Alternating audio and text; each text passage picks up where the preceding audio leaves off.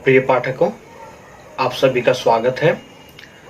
आज मैं आप लोगों के समक्ष छायावादी कवि सूर्यकांत त्रिपाठी निराला द्वारा रचित कविता चांदनी लेकर प्रस्तुत हुआ हूं। तो आइए कविता की ओर अग्रसर होने से पहले आप लोगों से गुजारिश है कि मेरे इस चैनल को आप लोग कृपया लाइक एवं सब्सक्राइब करें, ताकि इस प्रकार आप लोगों के समक्ष विभिन्न विषयों को लेकर आने वाले भविष्य में भी प्रस्तुत हो सकूं।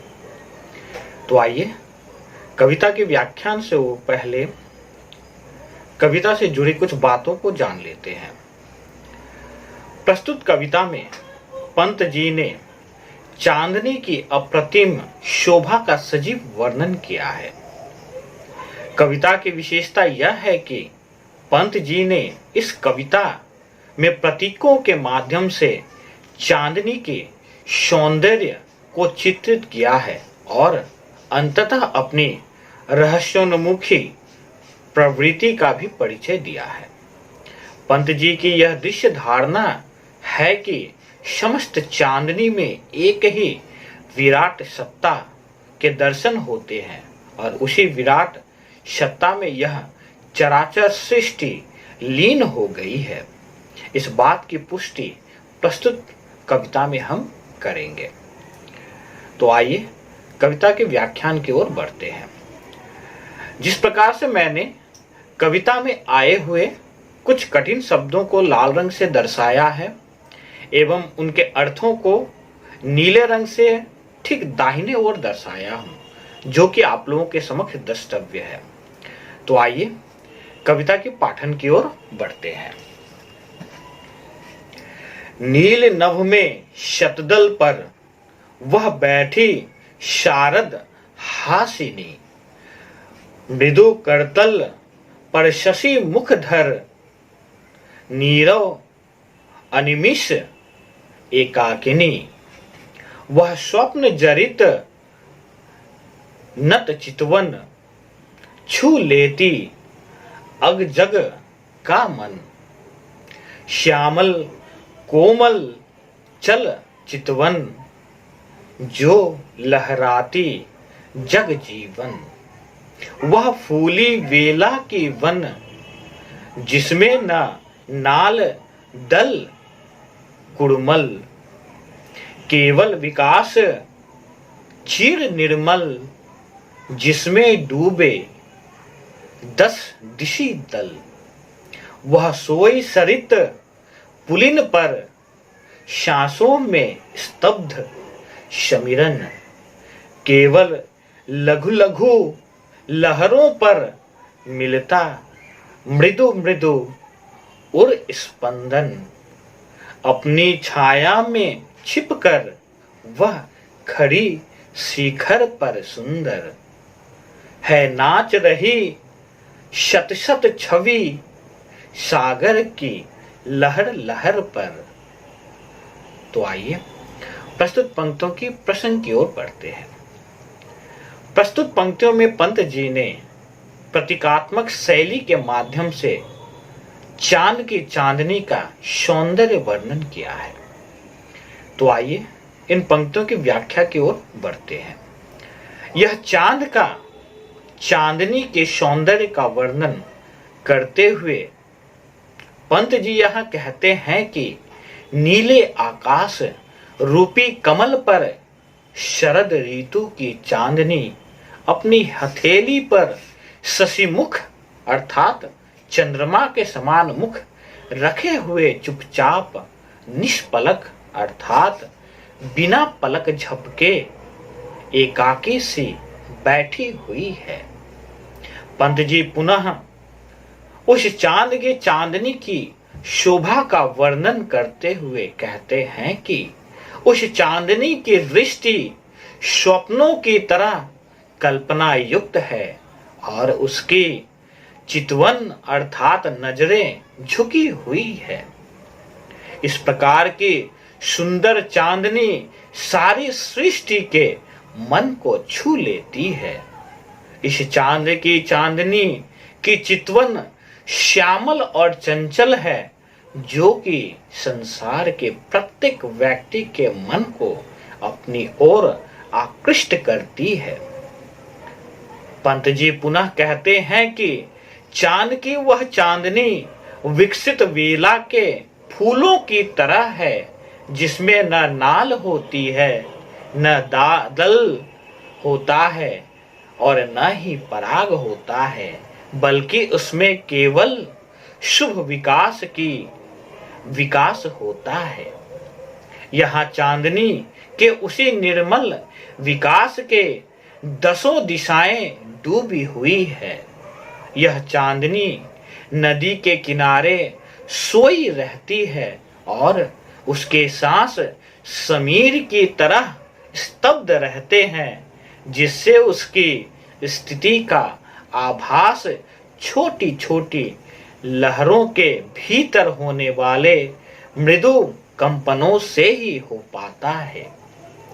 पंत जी पुनः कहते हैं कि वही चांदनी अपनी ही छाया में छिपी हुई सुशोभित हो रही है और उसकी सुंदर छवि सागर की सहस्रों लहरों में दिखाई पड़ रही है। तो आइए अगली पंक्ति की ओर बढ़ते हैं।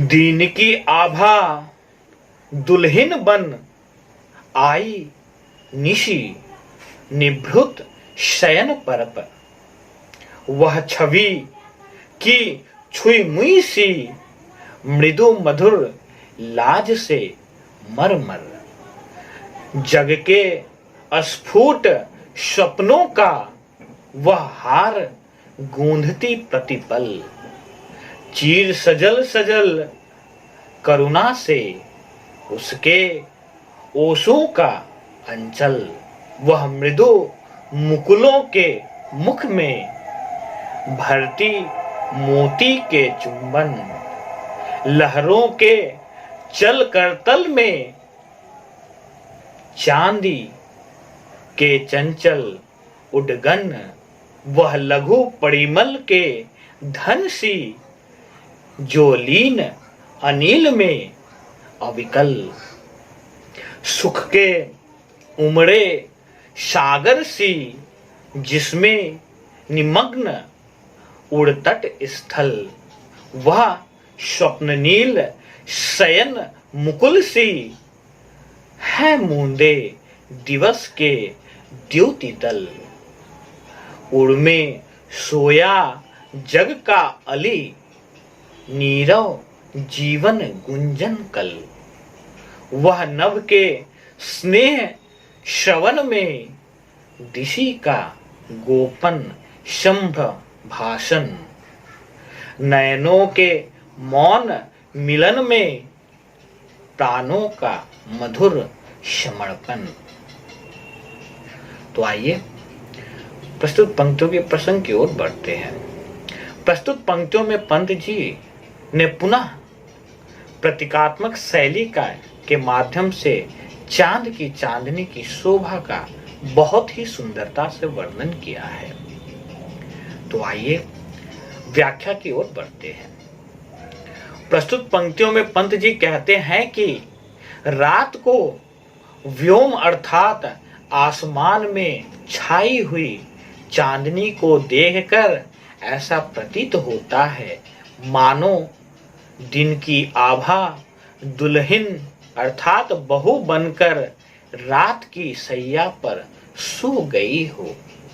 ऐसी स्थिति में वह चांदनी रूपी सुंदरी छुई मुई सी कोमल और लज्जा से भर जाती है।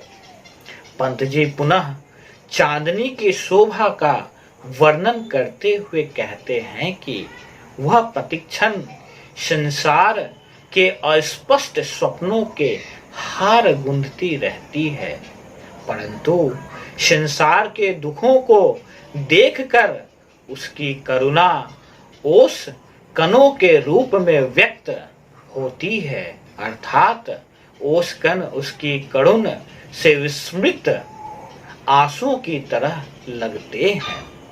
कोमल कलियों के मुखों पर विद्यमान ओस के कण मोती की तरह लगते हैं, जिन्हें देखकर ऐसा प्रतीत होता है मानो वे चुंबन के प्रतीक हो। यही नहीं, आकाश में चमकते हुए तारे समुद्र की लहरों में चांदनी के नक्षत्र से प्रतीत होते हैं।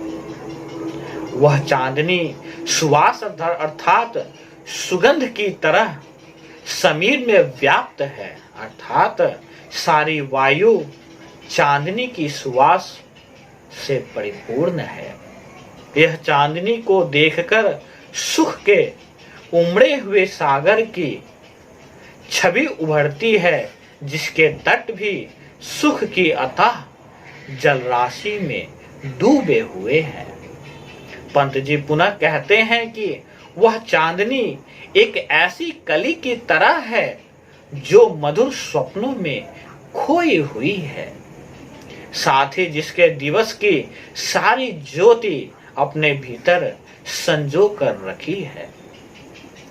उसके अंतर्मन में जग रूपी भौड़ा जैसे सोया हुआ है और वह चुपचाप अपना गुंजन भी कर रहा है, अर्थात रात की चांदनी में दिन की समस्त आभा विद्यमान है। वह चांदनी व्योम के प्रणय गीतों की तरह से है, जो कि चुपचाप दिशाओं में व्याप्त रहते हैं तथा जो नयनों के मौन मिलन में ही प्राणों का समर्पण कर देते हैं, अर्थात जो पवित्र प्रेम के परिचायक हैं। तो आइए अगली पंक्ति की ओर बढ़ते हैं। वह एक बूंद संस्कृति की नभ के विशाल करतल पर डूबे असीम सुखमा में सब ओर छोड़ के अंतर झनकार विश्व जीवन की हौले हौले होती लय। वह शेष भले ही अवदित, वह शब्द मुक्त सूची आशय, वह एक अनंत प्रतीक्षा नीरव अनिमेष विलोचन, अस्पृश्य अदृश्य विभा, वह जीवन की सासु नयन छन, वह शशि किरणों से उतरी चुपके मेरे आंगन पर, उनकी आभा में खोई अपनी ही छवि से सुंदर। तो आइए प्रसंग की ओर बढ़ते हैं। पंत जी यहाँ भिन्न भिन्न प्रतीकों के माध्यम से चांदनी की शोभा का वर्णन कर रहे हैं। आइए पंक्तियों की व्याख्या करते हैं। यहाँ पंत जी कहते हैं कि चांदनी को देखकर ऐसा लगता है मानो आकाश के विशाल हथेली पर सृष्टि की कोई बूंद पड़ी हो तथा जिसकी सुषमा अपने आप में असीम हो और जिससे सृष्टि के सारे ओर छोर डूबे हुए हो। पंत जी पुनः कहते हैं कि चांदनी विश्व जीवन की ऐसी झनकार की तरह है जो धीरे धीरे झनकृत होती है। वह झनकार अपने आप में अविदित रहती है, अर्थात उसे सामान्य श्रवण इंद्रियों से सुना नहीं जा सकता, अर्थात उसे साधारण लोग सुन नहीं पाते। फिर भी वह झनकार शब्द रहित होते हुए भी पवित्र लक्ष्य से प्रेरित है। वह चांदनी एक अनंत प्रतीक्षा की तरह मौन और निष्पलक दृष्टि की तरह है, जिसे न तो स्पर्श किया जा सकता है और न ही देखा जा सकता है, बल्कि वह चांदनी तो प्रतीक्षारत आंखों के आंसुओं की तरह है जो शशि की किरणों के सहारे चुपचाप मेरे आंगन में उतरकर मेरे मन में समा गई है। तो आइए अगली पंक्ति की ओर बढ़ते हैं। वह खरी दृगों के सम्मुख, सब रूप रेख रंग ओझल, अनुभूति मात्र सी उर्मे, आभास शांत सूचि उज्ज्वल।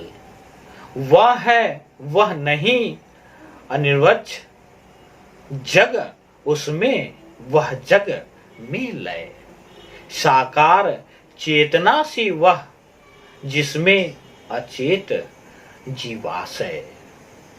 तो आइए अंतिम पंक्ति के प्रसंग की ओर बढ़ते हैं। प्रस्तुत पंक्तियों में पंत जी की रहस्योन्मुखी भावना उभर कर सामने आई है। पंत जी ने चांद के चांदने में भी उस विराट सत्ता का विस्तार ढूंढ रहे हैं।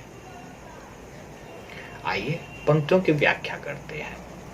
प्रस्तुत पंक्तियों में पंत जी कहते हैं कि यद्यपि यह चांदनी आंखों के समक्ष है, फिर भी न तो इसका कोई रंग है, न रेखा है, और ना ही कोई आकार है।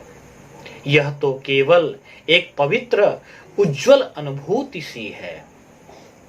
कहने का तात्पर्य है कि चांदनी का यह अपार सौंदर्य केवल वर्णन का विषय नहीं हो सकता, क्योंकि सारा संसार इस चांदनी में और यह चांदनी संसार में व्याप्त है।